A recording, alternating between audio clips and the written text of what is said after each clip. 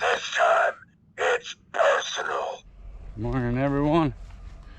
How's everybody out there in YouTube land? It's a beautiful day here in Saskatchewan, and ever better day because the Riders has another victory on the table.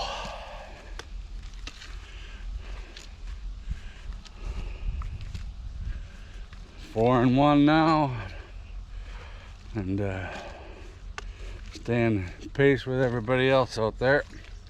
Everybody, talk of the day is Marino. I don't know. It says it tainted the victory, but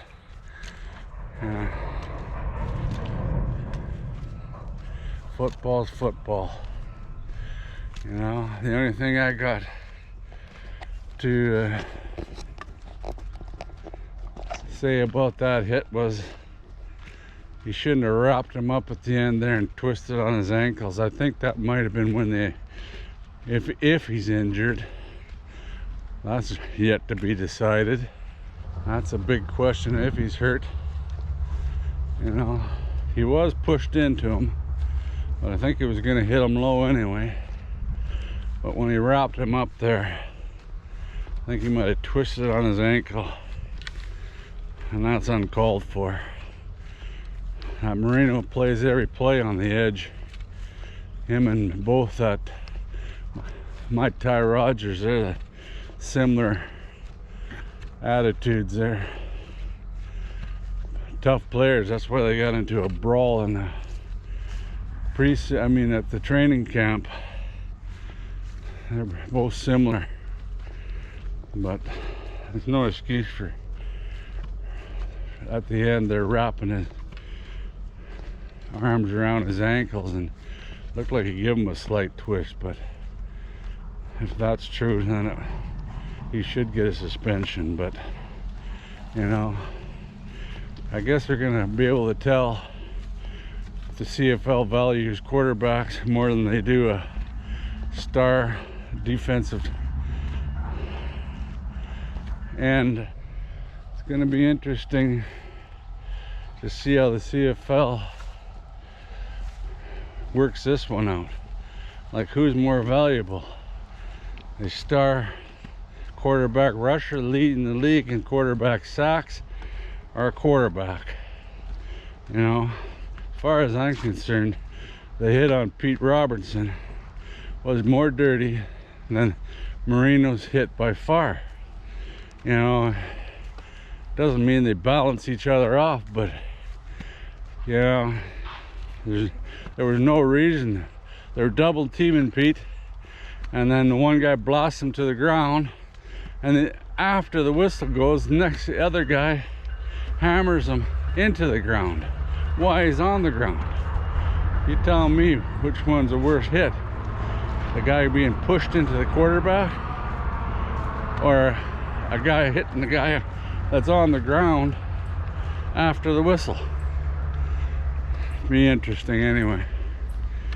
But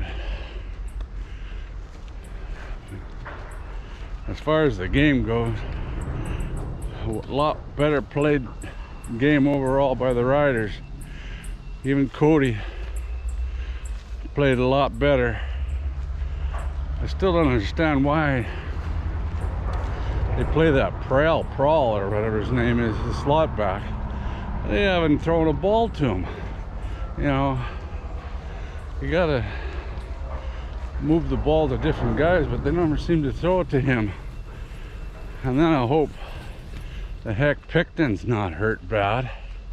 That'd be a big loss. Another Canadian filling in for Shaq Evans. You know, he's gone.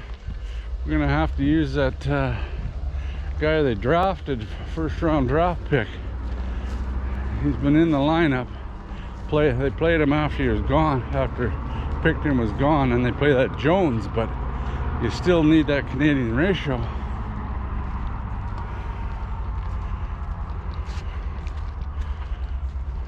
But overall, Riders had a really good game. The only weak spot is the special teams. They still seem to be having trouble getting the guy down, leaving the defense with bad field position several times. Seems funny, that's Dickinson's special teams. But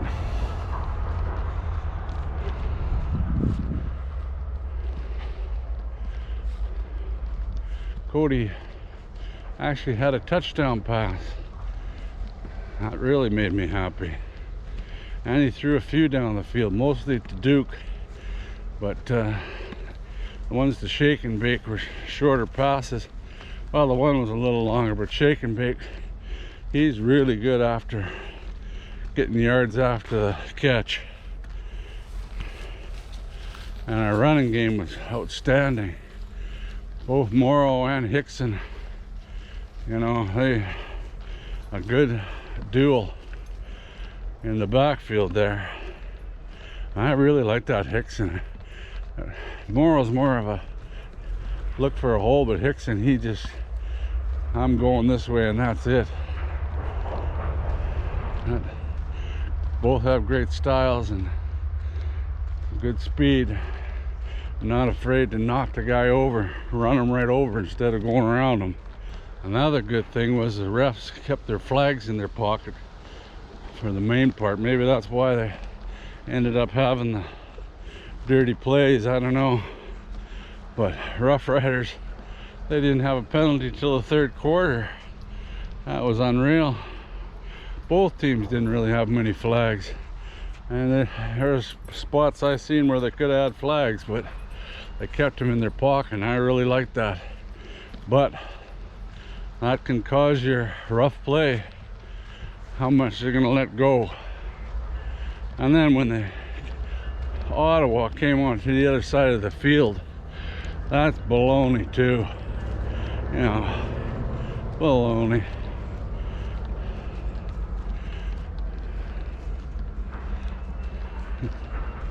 They're acting like that's the first time a quarterback's been hit. Everybody says about Simone Lawrence.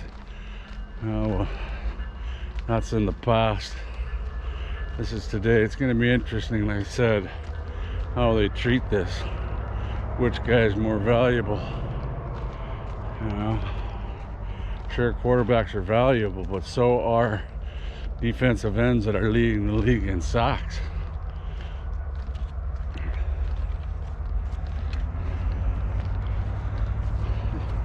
Gonna be a good one today with BC playing the Bummers. Gonna see if this Rorick's the real deal, and see if Caleres can take on a little bit better defense than what he's been playing. I'm really gonna be pulling for BC. BC's my second favorite team. And I'm not a Caleres fan or a Winnipeg fan at all.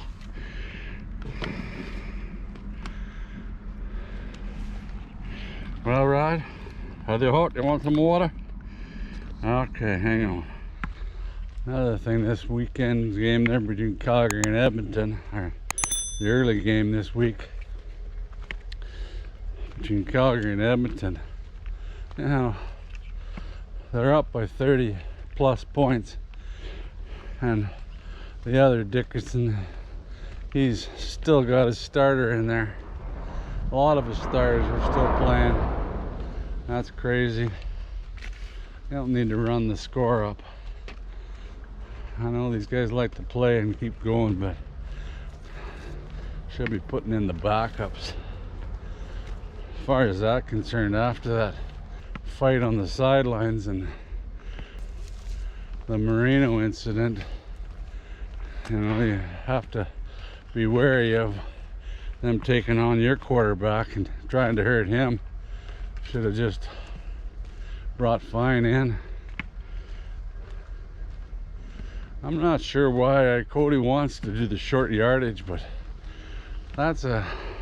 you're asking for trouble. There's no way you're not going to get smacked when you're doing a quarterback sneak, you're going to get a lot of dirty shots that you don't even see when you're trying to sneak a ball over. And why take that chance with your starting quarterback? I think it's Cody's request to stay in there, but I'd still be finding a short yardage guy.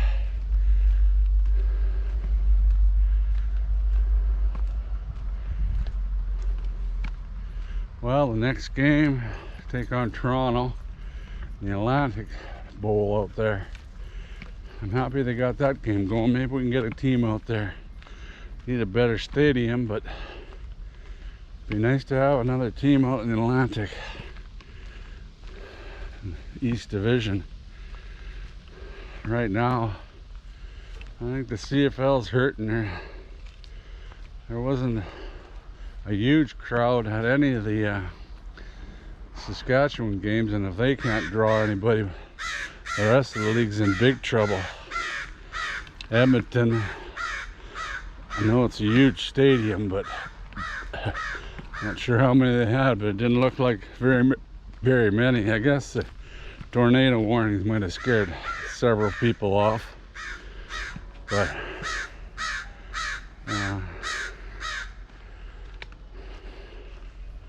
crowds are way down. I think the TV ratings aren't too bad, but you know, it won't be long if they have nobody in the stands. CFL will be wanting to block out home games. That'd be a killer, because I can't get to every game. Can't afford it, and can't get down there every home game. So I'd be listening to them on the radio. I listen on the radio anyway. Sometimes it's funny to hear what they got to say on the radio, but they need to find a way. BC seems to be doing a lot of good stuff, getting new fans in. Somehow they've got to be able to have tailgating parties and bring in the younger crowd, because we need the younger crowd to start attending games. BC seems to be doing good. You know, they lowered some of the prices for beer. Man, I think it's $9 now at Riderville. You know, that's crazy. How much do they need? How many percentage do they need more to make off a can of beer? It's your sponsor. I'm sure you're getting at a cut rate, and you're selling for $9. You know, even have a special on for an hour or before the game or something. But gouging, you know, hot dog costs you more than a steak. You know, that's ridiculous. You need fans in the seat. You don't have that crowds, then people don't. You're not having fun unless you're jammed in a crowd, and that's just the way it is. One thing, I bet you that Atlantic Bowl is going to be full. Don't think it holds that many people, but it will be full. Yeah. We need to win those next two games against Toronto, and then after that the schedule gets a lot harder. Can't wait till we play Calgary and BC and Winnipeg. You see what your team's all about once you start playing better teams. That's if we don't lose. I sure hope Pete Robinson's not out. He's a valuable player. You know, we're losing guys left and right. You know, Vaughn, his shoulder, had that surgery. Now he's not coming around. It's already hurting him. Lauderdale did a pretty good job though. but we don't have a lot of extras on the O-line. You know, a lot of our Canadians are out. We're getting thinner and thinner, especially if we lose Picton now. That's not good. Oh well. That's it for now. Talk to you later. Go Riders, go.